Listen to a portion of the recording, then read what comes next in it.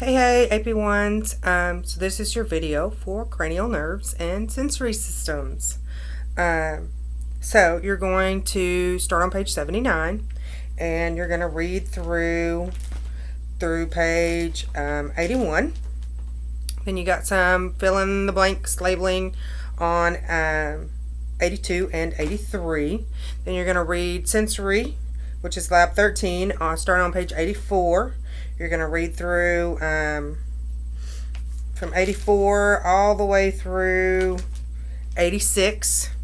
You've got some labeling on page 86 and some more labeling. I'm forgetting somewhere, I think. 86. Page 87. If you can figure that one out, make sure that you're paying attention to the visual fields, okay? And the cow eye dissection that is on page 88. As I've stated in previous videos, Nelson and I have discussed getting together to finish up those dissections and record them for you guys, okay? So hopefully that will get done relatively soon. So let's start with cranial nerves, all right?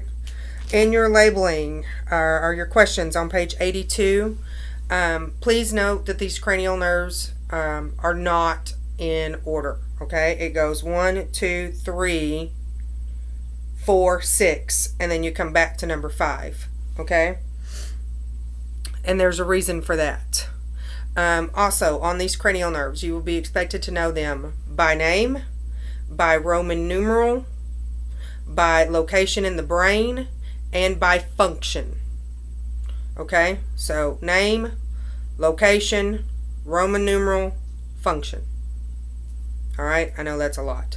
There are several mnemonics to help you guys remember the names of the cranial nerves.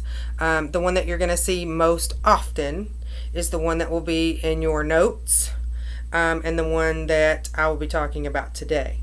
So the mnemonic that we use for the cranial nerves is, on occasion, our trusty truck acts funny, very good vehicle anyhow. And we put anyhow as 2 different words. Okay? So again, it will be in your notes. All right? And cranial nerves and sensory systems kind of go hand in hand, or hand in glove, if you will. So, cranial nerve number 1 is your olfactory nerve. This has to do with your sense of smell. Cranial nerve 2 is the optic nerve. This is for your sense of sight.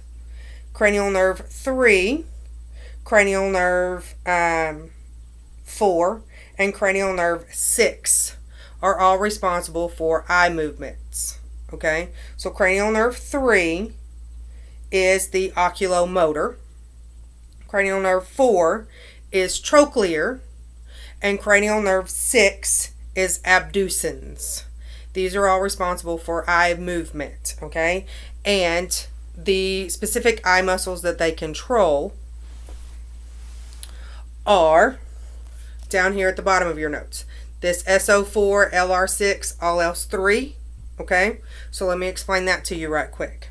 The superior oblique eye muscle is controlled by cranial nerve 4, the trochlear nerve. Okay, so the superior oblique is controlled by the trochlear. All right, the lateral rectus is controlled by cranial nerve 6, abducens. All the other eye muscles are controlled by cranial nerve 3, oculomotor. All right. So that's 3, 4, and 6. Cranial nerve 5 is trigeminal, and it is for sensation to the face. And it has 3 branches off of it. Those 3 branches are the ophthalmic, the maxillary, and the mandibular. Excuse me.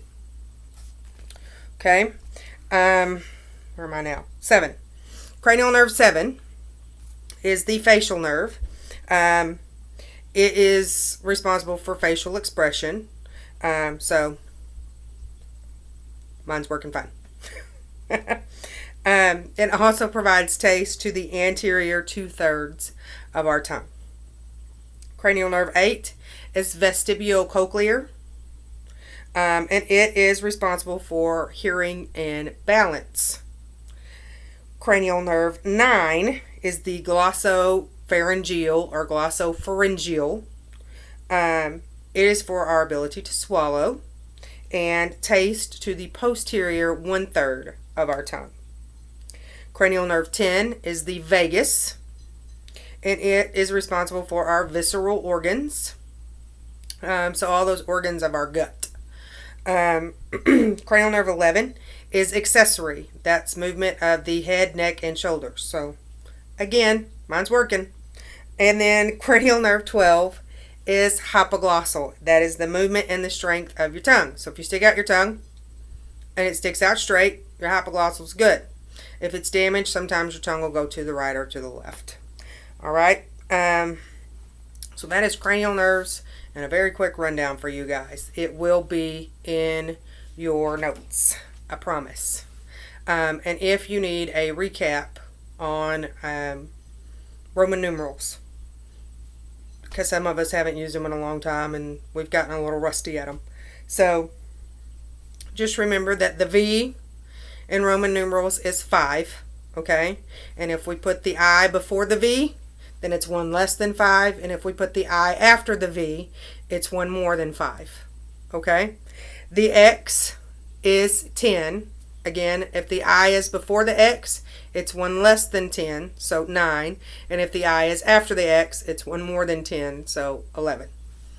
Okay? I hope that clears it up for you guys. If y'all have any questions over cranial nerves, give me a shout, and I will be glad to help you out. Also, a quick tip. If somebody had told me this years ago, I would have saved me so much heartache and grief. When you're labeling your cranial nerves on page 83 or 84, I forget which one it is, in your lab book, you'll see it. But when you're labeling those, they are in numerical order right down the brain.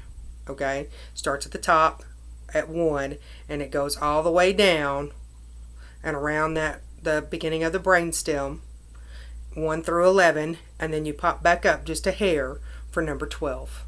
Okay? So it literally goes right down the brain and then right back up for number 12. Okay? So good luck, you guys. If y'all need anything, give me a shout. Make sure that you are sending both me and Dr. Nelson pictures of your completed labs, okay? So that you make sure that you get credit for those. All right, and I'll see you guys next time. Bye-bye.